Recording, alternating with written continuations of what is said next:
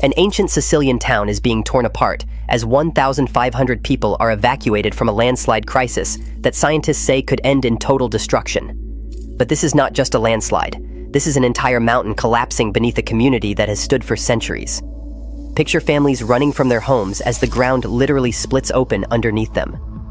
A 5-kilometer crack, over 3 miles long, is ripping through the heart of Niskemi. Houses are falling into the abyss within minutes. Roads severed, an entire town cut off from the world as the earth beneath it slides toward oblivion. But here is what has officials in complete panic. This exact same hillside failed catastrophically in 1997. 27 years ago. The warnings were written in the ground. The historical records documented it. Yet thousands of people continued living on terrain that scientists knew could collapse again. And now, in the aftermath of Storm Harry's unprecedented rainfall, that nightmare is becoming reality. The mountain is still moving. The cracks are still spreading. Geological monitoring shows no signs of it stopping. Are we watching an ancient community slide into extinction? Or is there any force on Earth that can stop a mountain from swallowing an entire town? The crisis begins with a crack. Provincial Road SP10, a critical artery connecting Niskemi to the outside world, collapses without warning. Residents notice the pavement has simply vanished, swallowed by the unstable hillside beneath. Within 1 hour, the destruction accelerates beyond anyone's worst fears. Families inside their homes watch in horror as cracks appear on building stairways. The fractures spread across walls with terrifying speed. There is no time to pack, no time to save possessions accumulated over lifetimes. Residents grab children and flee into the streets with nothing but the clothes on their backs and whatever emergency bags they can grab in seconds. Behind them, homes that stood for generations split open like eggshells and tumble into the abyss below.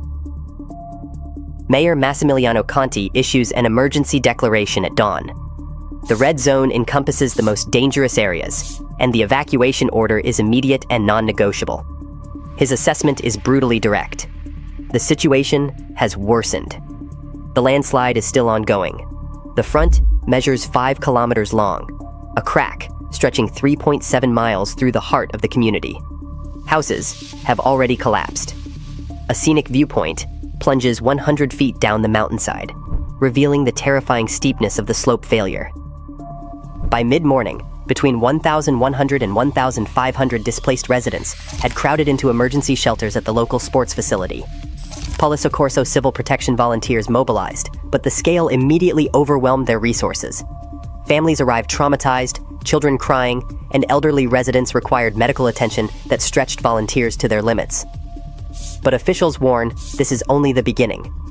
The evacuation zone may need to expand, as geological monitoring continues to reveal ongoing instability. Infrastructure collapses across the region. Provincial Road SP10 becomes completely impassable. SP12, already closed from previous slope failures, deepens Niskemi's isolation. Only SP11 remains operational, a single road now bearing impossible traffic loads. The road already carries the grim nickname Road of Death due to its history of fatal accidents. Now it represents the sole remaining connection between Niskemi and the cities of Gela, Caltanissetta, and Palermo. The traffic overload multiplies existing dangers, creating new hazards by the hour as desperate residents flee the collapsing mountainside. The numbers reveal a geological nightmare unfolding in real time. The landslide front stretches 5 kilometers across the mountainside. That's 3.7 miles of continuous failure. The affected area measures approximately 1 square kilometer of terrain, actively sliding toward the valley below. A scenic viewpoint has collapsed, dropping 100 feet straight down, exposing the terrifying steepness of the slope and the vertical distance this community could fall. Scientists examining the disaster site describe conditions that make stable ground impossible. Niskemi sits on clay sand units, geological materials that become unstable when water saturates them. The terrain exhibits what researchers call Calanchi erosion, deeply carved Badland-style gullies where weak clay layers have been sculpted away by water runoff over centuries. The town sits on geology that has been carved hollow from the inside. The Italian Landslide Research Institute, IRPICNR, confirms the terrifying reality. The current collapse is developing within terrain already affected by previous landslides. Weak clay layers alternate with sand deposits, creating internal slip planes where geological materials can slide past each other with minimal resistance. When the unprecedented rainfall from Storm Harry saturated these layers, the physics inside the hillside fundamentally changed. Water infiltration raises what scientists call pore pressure, the force of water filling spaces between individual grains of soil and rock. Rising pore pressure reduces the friction holding those grains together. Slopes that appeared stable for decades transform into sliding masses within hours. This is not abstract theory. This is exactly what monitoring equipment detected beneath Niskemi as the storm dumped hundreds of millimeters of rain onto unstable ground. The slide direction reveals gravity's relentless pull. The failing terrain is moving toward the valley system in the Mario area below. Material flows downhill into natural drainage lines, following paths carved by water over geological time.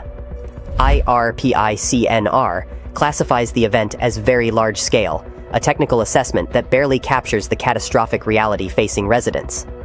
But the most terrifying detail emerges from the timeline. The January 16th landslide was not a single event. It was the first phase. What Niskemi faces now is reactivation, a multi-episode instability period where pulses of movement continue long after the rain stops falling. The storm delivers fury like a hurricane. The Mediterranean cyclone, what meteorologists call a metacane, slams into Sicily with tsunami-style waves reaching 30 to 40 feet. Massive walls of water punch directly into coastal villages with devastating force. This is not typical winter weather.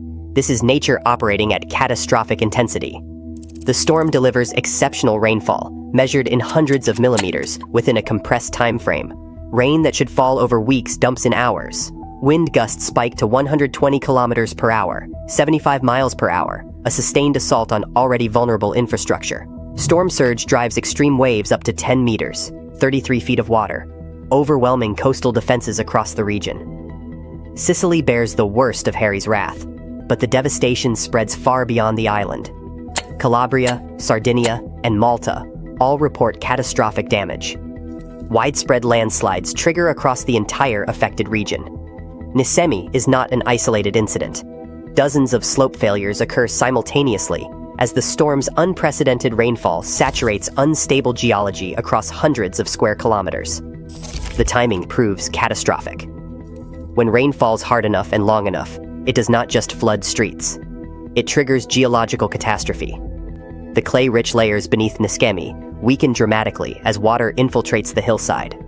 This is the wrong weather hitting the wrong geology at the wrong time, a perfect convergence of meteorological and geological disaster. Metacanes are rare, but climate scientists warn they are intensifying. Harry's concentrated rainfall exceeds historical records for the region. Local totals measured in single storm events surpass what previous generations experienced in entire seasons. These are perfect conditions for triggering mass slope failure. The trigger mechanism operates with brutal physics. Extreme rainfall infiltrates the hillside. Water fills the spaces between individual grains of soil and clay. Pore pressure rises between those grains. The effective clamping force holding the geological materials together collapses. Old slip surfaces from the 1997 failure reactivate with terrifying speed. This is not abstract scientific theory. Monitoring equipment beneath Niskemi recorded exactly this sequence as Storm Harry unleashed its fury. The landslide occurring now is the direct result of meteorological conditions that overwhelmed geological stability that barely existed in the first place. October 12, 1997. A major landslide devastates the Santa Croce area of Niskemi. The disaster inflicts massive damage on buildings and infrastructure throughout the same neighborhood, experiencing catastrophic failure today. Italian authorities document the event in the National Landslide Database, Progetto A51, classifying it as a defining disaster with long-term impacts on the community. The warning could not have been clearer. The 1990s reveal a pattern written in collapsing earth. Multiple landslides strike Niskemi and surrounding areas year after year. Provincial roads suffer repeated hits from slope failures. The historical archive contains year-by-year listings documenting the recurring hazard. This zone has a known history of serious slope failure spanning decades, yet thousands of people continue living on terrain that geological records prove is fundamentally unstable. Residents fleeing the current disaster express shock and anger. Many say they were not notified by anyone, but the notification exists in historical records accessible to anyone who looks. Did authorities deliberately ignore documented patterns of catastrophic failure? Or is the reality far more troubling? Perhaps evacuation from unstable terrain is simply not feasible on an island where safe ground barely exists. The impossible choice facing Sicilians becomes brutally clear. You cannot live on Mount Etna's slopes. The active volcano threatens constant eruption, and the eastern flank is sliding into the sea. You cannot live on the unstable clay hills, where towns like Niskemi perch precariously. Economic reality compounds the nightmare. These villages are not wealthy communities with multiple homes and relocation options. Where do people go when their homeland is inherently unstable? Infrastructure built directly in failure zones guarantees repeated disasters. Provincial roads, SP10, SP11, and SP12 all sit in documented hazard terrain. Why not relocate these critical arteries? Private land ownership complicates matters. Geological constraints limit options. Cost factors prevent expensive rerouting projects. This is exactly the kind of repeating hazard pattern that dooms communities. The question haunts every discussion of prevention. Could drainage systems have helped? Would enhanced monitoring have provided earlier warning? Can you truly secure a hill exhibiting Comanche geology? The hard answer geologists provide is devastating. Hardly. Maybe not at all. Residents describe watching their lives disappear in real time. My home collapsed. In just an hour, my whole life swept away. One resident recounts the devastating speed of destruction. A lifetime of sacrifices for this house, decades of work and savings, vanished into the abyss below. The two-story home now stands half open, its missing portion consumed by the collapsing mountainside. Another family shares their desperate flight to safety. Parents built this house 30 years ago with all their savings. Every penny they earned went into construction, creating a home meant to shelter generations. Now it falls within the red zone, the designation that means total loss. We saw the provincial road collapse, then noticed cracks spreading across our building stairs. Without wasting time, we decided to leave without taking anything with us. Behind them, the structure splits apart and tumbles downhill. Business owners face a financial catastrophe that extends beyond residential losses. We have a business in that area currently under management. It falls within the red zone. Years of investment and daily operation, jobs for local workers, economic activity sustaining families, all threatened with complete destruction. There is no insurance coverage for geological collapse. No government compensation is adequate to rebuild lives and livelihoods erased by sliding earth. Agricultural operations throughout affected zones grind to a halt. Workers cannot reach farms. Students cannot access schools. The emergency impacts the community on an enormous scale. The local economy collapses as transportation networks fail and businesses shutter. Emergency shelter conditions reveal the humanitarian crisis unfolding. Families crowd into sports facilities, sleeping wherever space exists. Children cry for homes they will never see again. Elderly residents require medical attention that overwhelmed volunteers struggle to provide. Medical supplies stretch dangerously thin. The scale of displacement exceeds every preparation and contingency plan. The psychological toll compounds daily. Residents watch their homes crack and collapse in real time through news footage and drone surveillance. The knowledge that return is impossible, that entire neighborhoods no longer exist, breaks spirits already traumatized by frantic evacuation. Community bonds sever as families scatter to different shelters and relatives' homes across Sicily. Frustration boils into anger. We hope the region will intervene. Words must be translated into action. But what action remains possible when the mountain itself is failing? Provincial Road SP10 closes completely. Slope instability makes the route entirely impassable. Sections of pavement have simply vanished into the sliding hillside. Provincial Road SP12, already closed from earlier slope failures, deepens the crisis. Two critical arteries are severed. Only SP11 remains operational, a single road now bearing traffic loads it was never designed to handle. The implications spread across Sicily's interior. 3 major cities lose their primary connections. Gela, Caltanissetta, and Palermo depend on these provincial routes for commerce, emergency services, and daily transportation. Nisquamy finds itself described as almost isolated, multiple connections compromised simultaneously. A town suddenly cut off from the world as geological forces sever its lifelines. SP11 already carries a grim reputation. Locals call it the Road of Death, a nickname earned through years of fatal accidents on its winding, dangerous route. The road's existing hazards made it notorious across the region. Now exceptional traffic overflow multiplies those risks exponentially. Vehicles crowd the narrow pavement in desperate attempts to bypass the closed routes. The sole remaining artery between major population centers operates at capacity, and that guarantees accidents. Officials warn there are no immediate solutions for the traffic crisis. Economic activity across the region grinds toward paralysis. Supply chains fail as transport trucks cannot navigate closed or overloaded routes. Businesses lose the ability to move goods to markets. Workers cannot reach their jobs. Students find themselves cut off from schools. Agricultural products rot in warehouses as farmers watch their livelihoods disappear along with road access. The question of repair reveals the full scope of the nightmare. How can they restore infrastructure that is still cracking and sinking? Urgent intervention is desperately needed, but the ground remains fundamentally unstable. You cannot rebuild roads on active landslide terrain. Consolidation efforts require geological stability first, and that stability may never return. This is not a temporary road closure measured in days or weeks. Complete geological stabilization must occur before reconstruction can even begin. That process may take months or years. Some roads may never be rebuilt in their current locations. The mountain is still moving, and infrastructure built on sliding earth has no future. Sicily's transportation vulnerability stands completely exposed. Geological monitoring teams deploy emergency equipment across the unstable zone. Inclinometers track ground displacement in real time. GPS systems measure movement rates down to millimeters per hour. Drones conduct continuous surveillance, mapping crack propagation as the slide evolves. Ground-penetrating radar analyzes subsurface conditions, searching for signs of further collapse. The data flowing from these instruments reveal a terrifying reality. Movement continues. The most critical threat geologists monitor is retrogressive movement. The headscarp, the top edge of the landslide, is migrating upslope. This is what geologists always look for first when assessing slope stability. Retrogressive movement can expand the failure zone to engulf structures currently outside the red zone. It can be fatal if monitoring misses the warning signs. Drainage control attempts offer limited hope.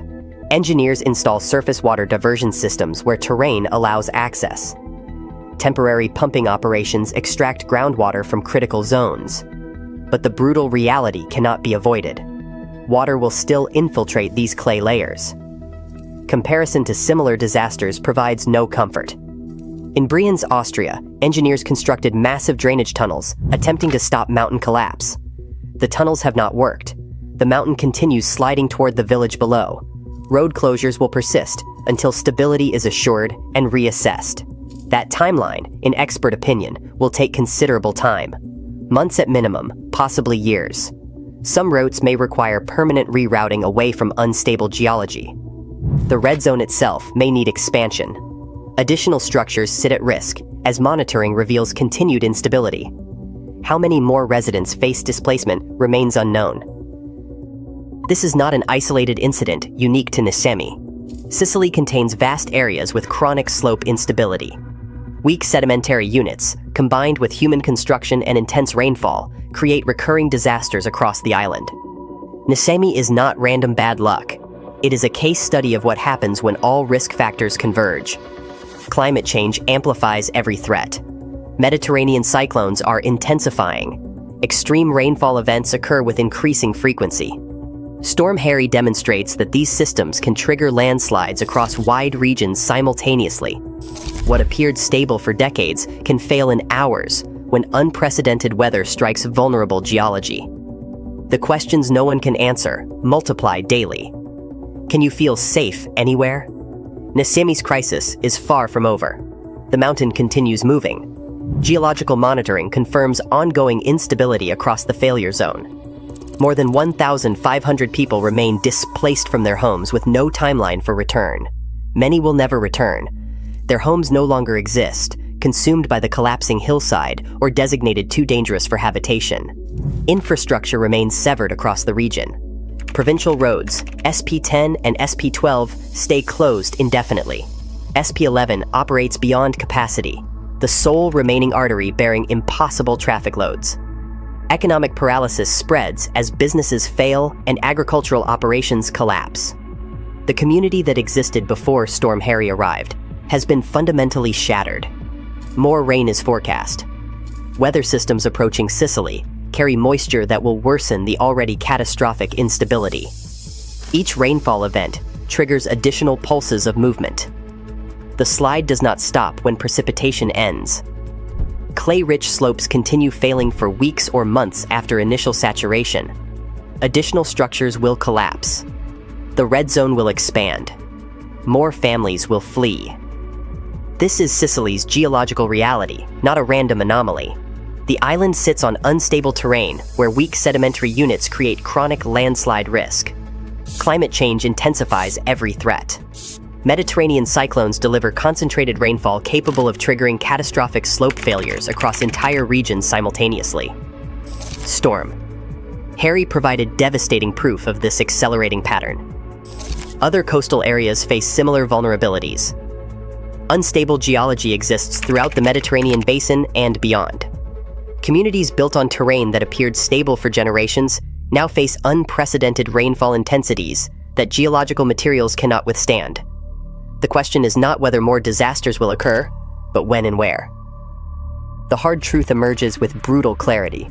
Some places may simply be too dangerous to inhabit. History screamed warnings that authorities and residents ignored or could not afford to heed. When geology, weather, and human settlement collide, geology always wins. Mountains do not compromise. Slopes do not negotiate. How many more Niskemis are waiting to happen across Sicily and beyond? How many communities sit unknowingly on terrain that will fail when the next extreme storm strikes? Will we learn from this disaster and relocate vulnerable populations? Or will we watch the same catastrophe repeat until the lessons are written in enough collapsed homes and shattered lives? The mountain is still moving. The question is, who else is in its path?